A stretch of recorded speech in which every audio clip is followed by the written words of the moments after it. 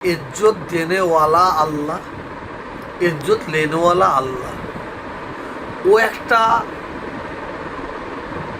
মানে জঙ্গি বললেও ওকে বললে অসুবিধা হবে না, ওকে একটা বড় গুন্ডা বললে, সমাজ বিরোধী বললে অসুবিধা হবে না।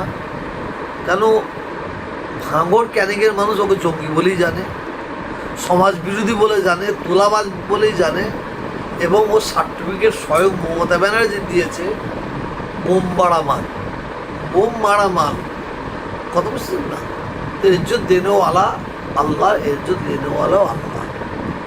দেখেন, আমি এই সরকার বিরোধী নয়, আমি সরকার বিরোধী। পশ্চিমবাংলার মুখ্যমন্ত্রী তিনি, তাঁর পরিশ্রম, তাঁর কি কষ্ট কেউ জানুক আর না জানুক, আমি অন্তত কিছুতে জানি। কিন্তু মেহনত করে, কষ্ট করে এই বাংলায় সুন্দর মাটি তৈরি করেছে, সুন্দর গাছ লাগিয়েছে, সুন্দর বাগান করেছে। আর এই বাগানে কিছু শওকাতের মতন কীট, কিছু শওকাতের মতন পঙ্গপাল, কিছু শওকাতের মতন অমানুষ এই বাংলায় তারা এমএলএর টিকিট পেয়েছে। এটা বাংলার মানুষ মেনে নেবে না। মমতা ব্যানার্জি, অভিষেক ব্যানার্জি এবারে অনেক মানুষকে ছেড়ে ফেলে দিয়েছে, তাতে বাংলার মানুষ অনেক খুশি। কিন্তু দুপাশটা এখনো আছে। মমতা ব্যানার্জি শওকাতের একটা হাত না, দুটো হাত তুলে যদি বলে যে শওকাত আমার ছায়া, শওকাত আমার সব, কিন্তু মমতা ব্যানার্জি সব কথা মানবে। শওকাতের হাত তোলাটা ভাঙড়ের মানুষ, ক্যানিংয়ের মানুষ মেনে নেবে না।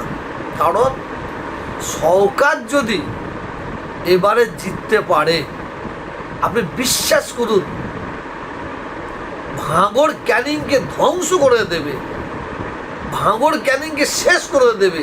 শওকাত যে প্ল্যান করে বসে আছে, ও এখন মানুষের পায়ে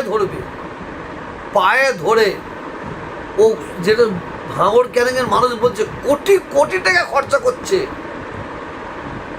কোটি টাকা খরচা করে ও এবারে জিতার চেষ্টা করছে। এমনকি না বিজেপির যে দাঁড়িয়েছে তাকেও নাকি কেনার চেষ্টা করছে। কারণ ও মানে জান দিয়ে, জীবন দিয়ে ও ভাঙড়টা চাইছে, ক্যানিংটা চাইছে। কারণ যদি ভাঙড় ক্যানিং যদি নিতে পারে, তাহলে ভাঙড় ক্যানিংকে ও জ্বালিয়ে পুড়ে সরকার করে দেবে।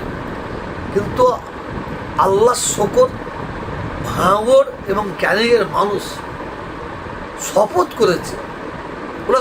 করেছে ভাঙড় ক্যানিংয়ের মানুষ সুন্দরভাবে যাতে ঘুমাতে পারে, জীবনযাপন করতে পারে, যার জন্য শওকাতের মতন ব্যক্তিকে ভোটের মাধ্যমে কবর দেবে।